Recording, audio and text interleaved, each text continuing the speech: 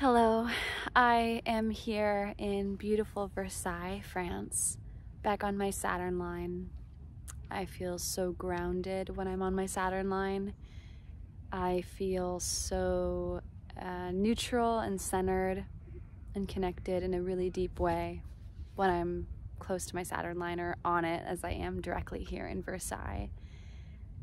And it's really nice. It's really nice to get some groundedness and some Saturnian energy after being on my Jupiter line for the last month.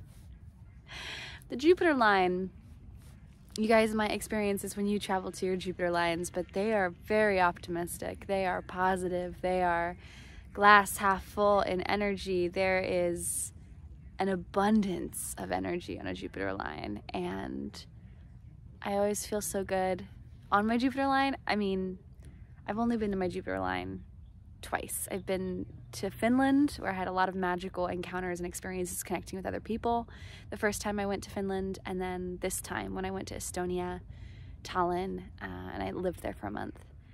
And I can say that every time I go to my Jupiter descendant line, it is just so lucky in terms of connections with other people. But something I want to share with you guys today is about the difference between ascendant lines and descendant lines. Or I should say angles, the ascendant angle versus the descendant angle, because they're very different. The ascendant angle is you. It's something that comes internally from you. It's what you are emanating. And the opposite of the ascendant is the descendant, which is about others. So the descendant is other people, but it's also the external. So something that's coming to you rather than from you.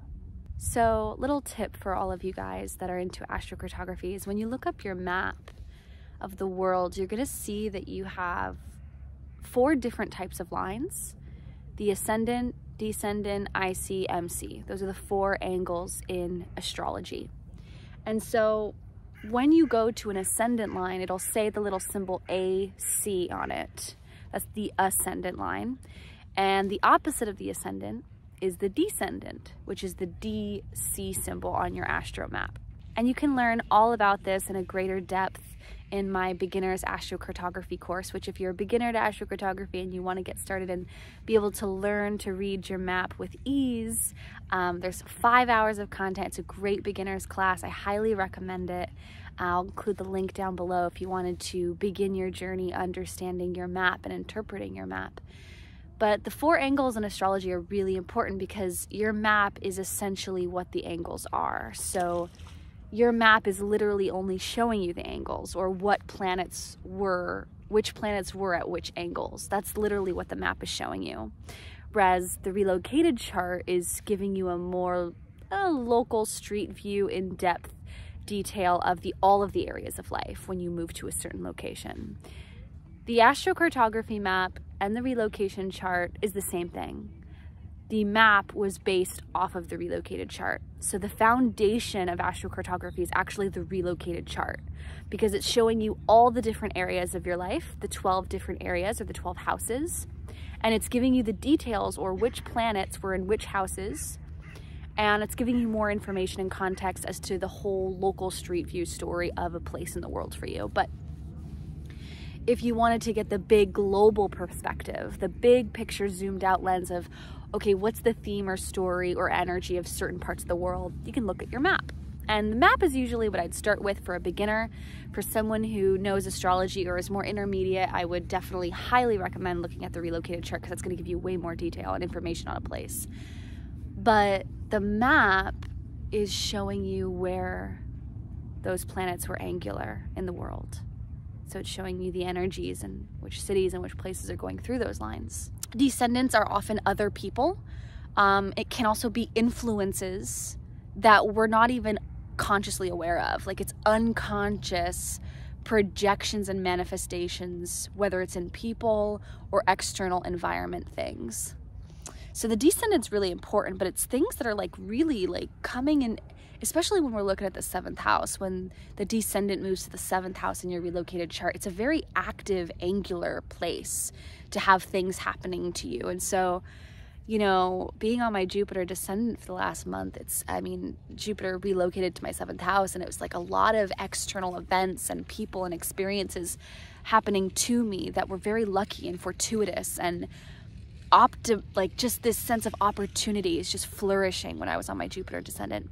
And I really loved it. I mean, if I could live on a Jupiter line, I think I would. I mean, the energy was so incredible on my Jupiter line. Like, wow. I felt so good on my Jupiter line all the time. But I will say I love Saturn. I have a day chart. I've made peace with my Saturn. I've accepted my Saturnian influence in my chart. And so I thrive being on a Saturn line, and I feel very grounded and neutral on a Saturn line.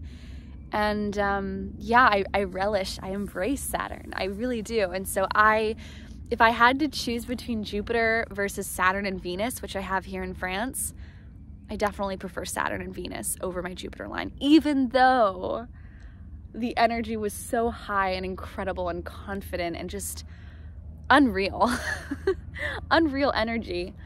I still prefer this. I still prefer Saturn and Venus over Jupiter, even though Jupiter is my benefic.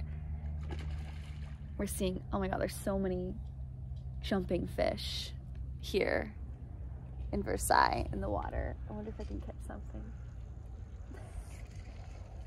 So anyway, I just wanted to share this information for you. If you're a beginner in your astrocartography journey or just want to make sense of your map, definitely be sure to check out my course or get that free guide or check out my blog post. I have tons of free content online.